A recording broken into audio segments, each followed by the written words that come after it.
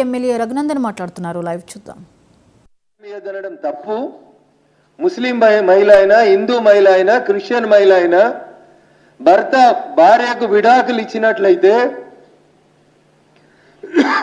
భరణం ఇవ్వాలి, మెయింటెనెన్స్ ఇవ్వాలి. సెక్షన్ 125 కింద మెయింటెనెన్స్ ఇవ్వాలని చెప్పింది. ఒక జడ్జి చెప్పలే, 5 జడ్జెస్.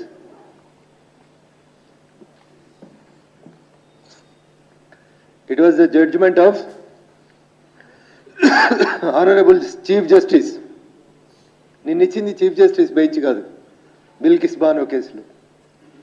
ఆ రోజు షాబానో కేసులో జడ్జిమెంట్ ఇచ్చింది సుప్రీంకోర్టు చీఫ్ జస్టిస్, ప్రస్తుత చీఫ్ జస్టిస్ గారి తండ్రి జస్టిస్ వైవి చంద్రచూడ్ గారు, రంగనాథ్ మిశ్రా గారు, డిఏ దేశాయి గారు, మన తెలుగు జడ్జి గారు కూడా ఒకరు ఉన్నారు, ఓ చిన్నపరెడ్డి గారు, ఈఎస్ వెంకటరామయ్య గారు.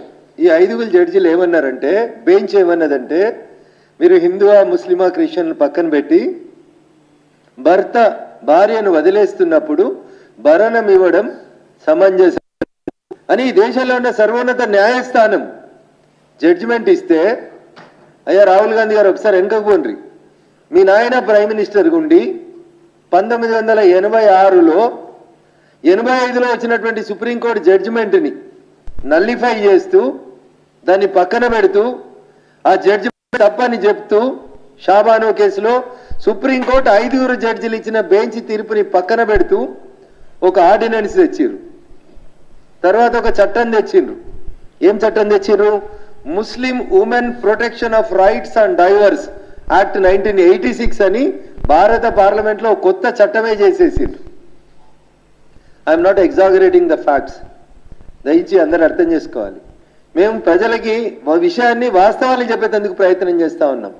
1985 ఏప్రిల్ అనుకుంటా, if I'm not wrong and subject to correction, 23 April రోజు సుప్రీంకోర్టు 5 జడ్జిల బెంచ్ జడ్జిమెంట్ ఇస్తే 1986లో ఆ జడ్జిమెంట్ని పక్కకు పెట్టి ముస్లిం మహిళలకి భరణం ఇవ్వాల్సిన అవసరం లేదని భారత పార్లమెంట్తో చట్టం చేసిన మీరు సెక్యులర్లు ఎట్లయితారని అడుగుతున్నాను నేను. తనకు 3 పిల్లలని, తన భర్త వదిలేసిండని, వాళ్ళతో తనకు జీవనం గడవడం కష్టమవుతుందని ఒక పేద ముస్లిం మహిళ దాదాపు 7 సంవత్సరాలు కొట్లాడి సుప్రీంకోర్టును ఆశ్రయించి ఒక జడ్జిమెంట్ తెస్తే దాన్ని పక్కకు పారేసిండ్రు. ఇంకా చెప్తాను మీకు. అదే రాజీవ్ గాంధీ గారి క్యాబినెట్లో క్యాబినెట్ మంత్రి గవర్ననీయులు Arif Mohammed Khan, if I'm not wrong ప్రస్తుత కేరళ గవర్నర్ అనుకుంటా వారు అప్పుడు రాజీవ్ గాంధీ క్యాబినెట్ కి రిజైన్ చేసిండు. Being a Muslim I'm shameful. మా ముస్లిం మహిళలకు రావాల్సినటువంటి చట్టబద్ధంగా సుప్రీంకోర్టు ఇచ్చిన జడ్జిమెంట్ని భారత ప్రభుత్వం వ్యతిరేకిస్తున్నందుకు నిరసనగా భారత ప్రధానికి నా రాజీనామా లేఖ పంపిస్తున్నాను అని ఆరిఫ్ మహమ్మద్ ఖాన్ గారు నాటి రాజీవ్ గాంధీ ప్రభుత్వంలోంచి రిజైన్ చేసి బయటికి పోయినరు. అని నేను ఇదంతా ఎందుకు చెప్తున్నా అంటే, ఒక కోర్టు కేసులో ఒక రకంగా మాట్లాడడం, ఇంకో మాట్లాడడం, this is not called secularism.